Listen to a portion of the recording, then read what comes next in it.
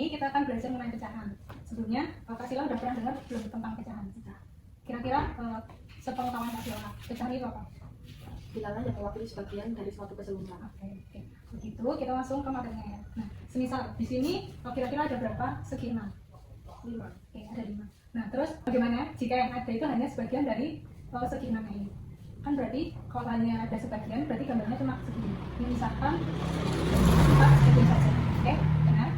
Nah, contohnya bagaimana jika yang ada hanya sebagian dari segi 6 saja? Berarti kan yang sebagian tadi hilang, menjadi gambarnya seperti ini. Nah, terus kira-kira bagaimana kita akan menghitung bagian segi 6 ini? Nah, cara menghitungnya kita menggunakan yang namanya pecahan. Jadi pecahan itu digunakan untuk menghitung bagian dari sesuatu atau keseluruhan. Jadi sama ya, kayak yang dibilang oleh Asra. Selanjutnya, misal kita punya segi 6, terus kita bagi menjadi sama rata. Nah, ini kan tadi segi 6-nya, terus kita bagi menjadi 6 bagian yang sama. Nah, itu jadi seperti ini. Terus misal kita punya salah satu bagiannya saja, berarti kan yang ini tadi udah dibagi, terus kita turunkan menjadi segitiga ini. Kan sama aja, ini tadi diambil di segini. Nah, berarti ini sama dengan berapa dari berapa bagian? 1 dari 6 bagian. Oke, 1 dari 6 bagian. Nah, kalau semisal kita tulis dalam pecahan, itu kira-kira menjadi seperti apa? 1/6. 1/6. 1/6. Atau kita biasanya membacanya seperti ini. Sampai di sini apa saja pertanyaan? Belum, kita melanjutkan ya. Misal, ada contoh lagi. Berapa banyak bagian segi 6 yang berwarna merah? 5. Kemudian yang warna birunya 1. Nah, kalau semisal yang ditanya warna merah, itu berarti nanti bentuk pecahannya seperti apa? 5/6. 5/6. Jadi 5/6 segi 6-nya yang berwarna merah. Terus misal kalau yang ditanya itu warna biru, penulisan pecahannya menjadi seperti 1/6. 1/6. Jadi 1/6 segi 6 berwarna biru. Selanjutnya misal ada contoh kotak di bawah ini.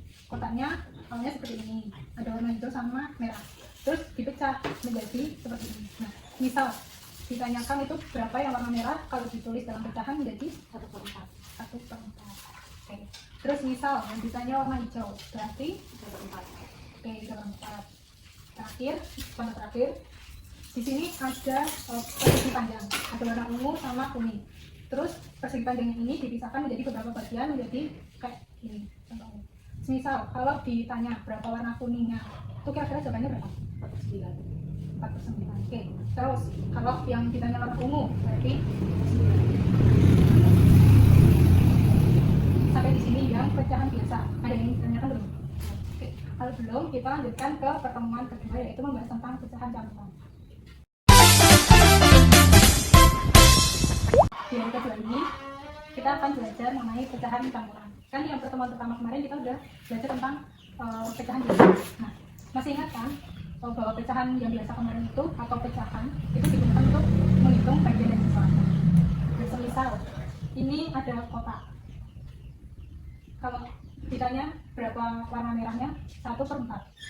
Nah, semisal bilangan campuran itu tuh digunakan saat kita perlu menghitung keseluruhan benda dan bagian-bagian benda pada saat yang bersamaan. Misalnya, di sini ada kotak berwarna merah, itu ada berapa? 3. Ada 3. Itu 3 itu kotak yang utuh ya. Terus ini itu 1/4 kotak yang warna merah tadi.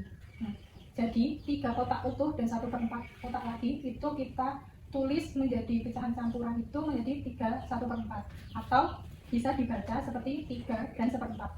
Nah, biasanya kalau pecahan campuran ini di sela-sela antara 3 dan 1/4 itu ada simbol plusnya. Nah, contohnya seperti ini. Atau plusnya ini bisa kita katakan dengan kata-kata dan. Oke, paham? Selanjutnya di sini ada berapa banyak pentagon yang berwarna ungu? 2 yang utuh. 2 yang utuh. Terus yang nggak utuh 2/5. 2/5. Terus misal kita tulis dengan pecahan campuran itu menjadi seperti 2/5. 2/5. Oke. Kemudian contoh lagi. Di sini di bawah ini itu ada berapa lingkaran merah? Nah, 5 yang utuh. 5 yang utuh. Terus yang nggak utuh ada setengah. Nah, misal kita tulis dengan pecahan campuran, jadinya seperti apa? 5 1/2. 5 1/2. Oke. Nah, Pak Sila, kalau pecahan campuran udah paham? Nah, oke. Kalau udah paham, kita sampaikan di sini, terus kita lanjut ke pertemuan yang ketiga.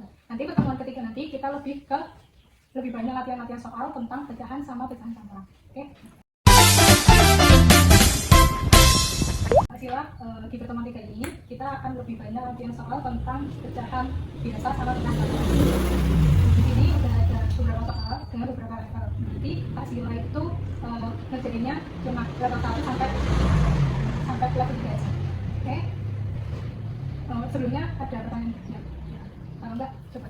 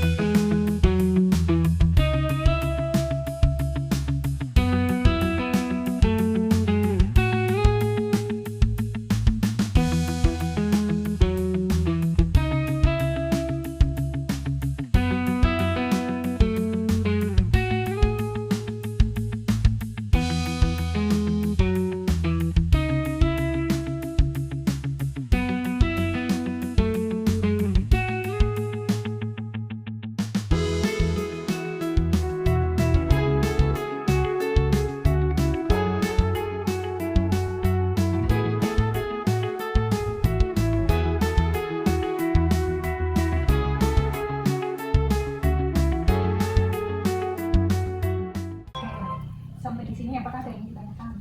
Oke, kalau tidak, pembelajaran hari ini dari pertemuan 1, 2, sampai 3 kita cukupkan ya. Semoga materi pecahan ini bisa berguna untuk kalian. Terima kasih. And all the girls dream that they'd be your partner, they'd be your partner.